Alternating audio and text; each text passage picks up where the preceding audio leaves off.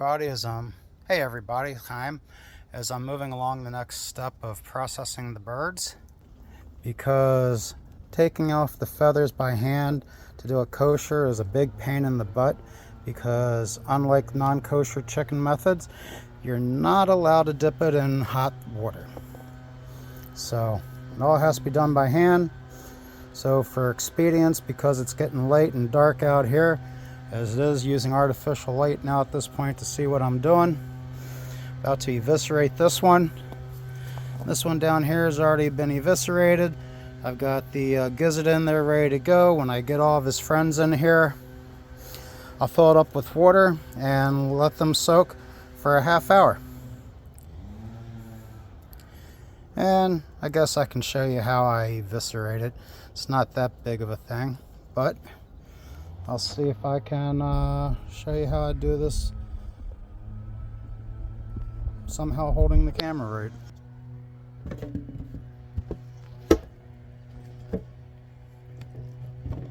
Okay, so we got the chicken here. One of the first things I do is get my knife, and I'm going to cut off the windpipe and the food pipe.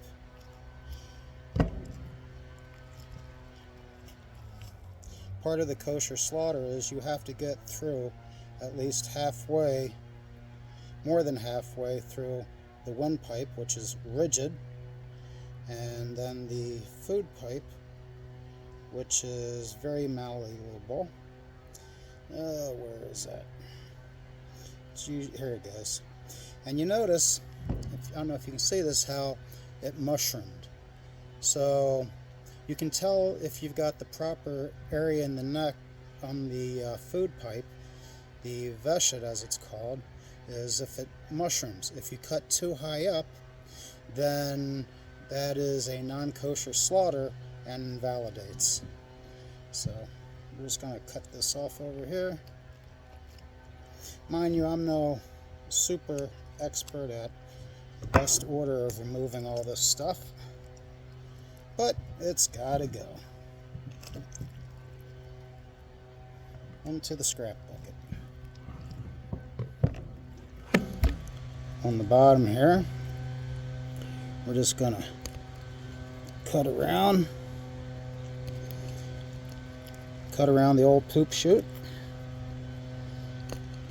and cut here, cut a little there, enough to open this up.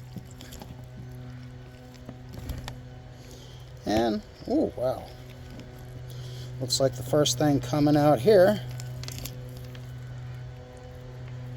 is going to be the gizzard, which you see is filled with food. So the way you process the gizzard before it gets soaked and salted and rinsed, you cut it in half down the center. You open it up, dump all that food, go back into the compost, give it a little spraying off. Water, God's gift to cleaning animals. And you'll see it has this membrane here. And that is a barrier between the salting process. So you just pull that right off of your gizzards, your pipuks, in with the compost, is here, into the blue bucket to be soaked, salted, and everything good. Okay, now let's reach in here. Okay. You got your organs every which way but loose, pal.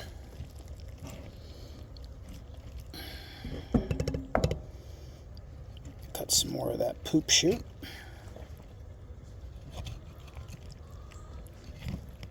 Because after all, no one wants poopy chicken.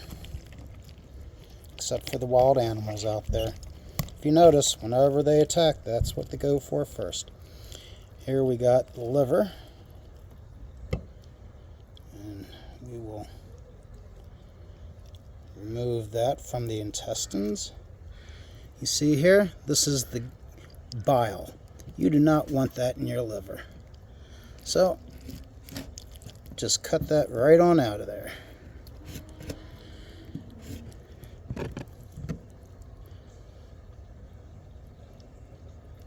Yes, we don't want you on our food.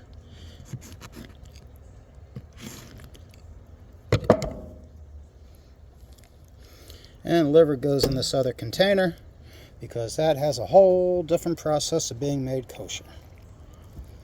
Here we've got the intestines. We want to look through these to make sure there's no piercings, anything that would render the animal non-kosher.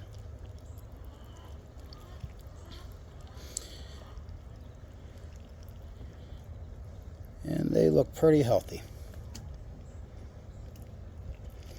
And, in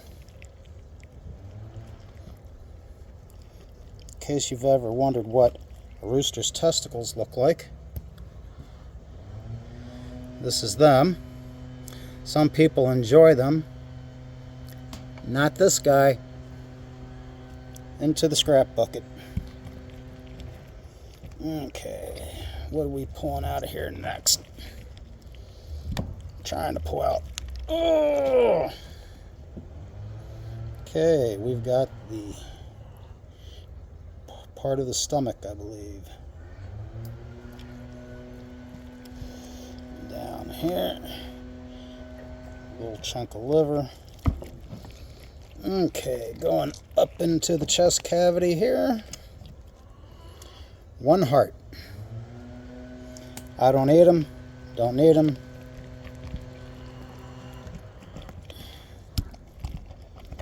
I know some people say that's a waste, but it'll either feed the compost or Mr. Barncat will probably dig through it looking for something yummy that he smells. If the local foxes don't come around here and scare him off first.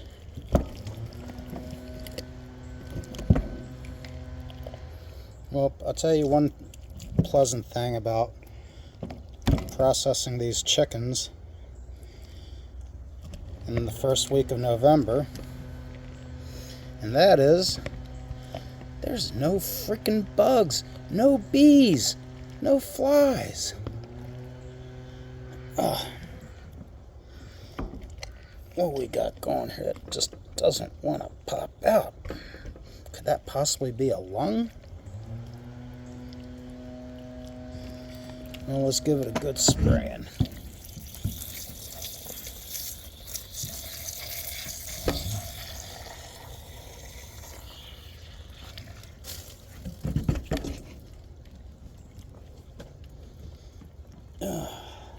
Joys of working by darkness. But what can I do? I was working my regular job, the one that pays the bills. It allows the luxury of me to do all this with my chickens. So, a lot of respect to the management, the ownership of the club, Mama Leia's, Goldberg's, and of course David Chu's. They all afford me the luxury of having a job.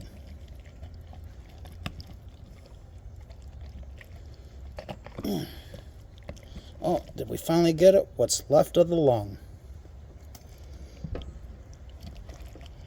Oh, there's another one here. What do you know? Lungs come in twos. Yep. Bright pink, healthy looking.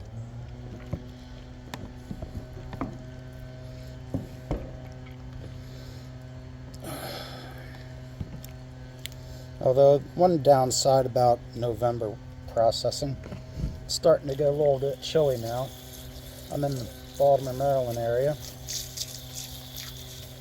It was overcast all day today. Threats of rain. I thought for sure the rabbi that was helping me today supervised me because I'm not yet certified to do this on my own yet. Hopefully that will be soon.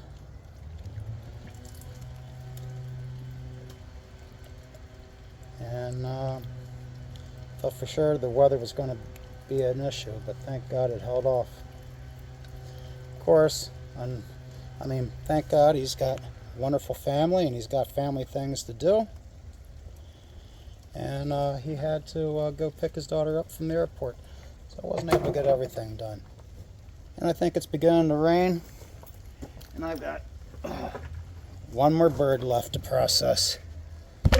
Okay, that'll be enough for now.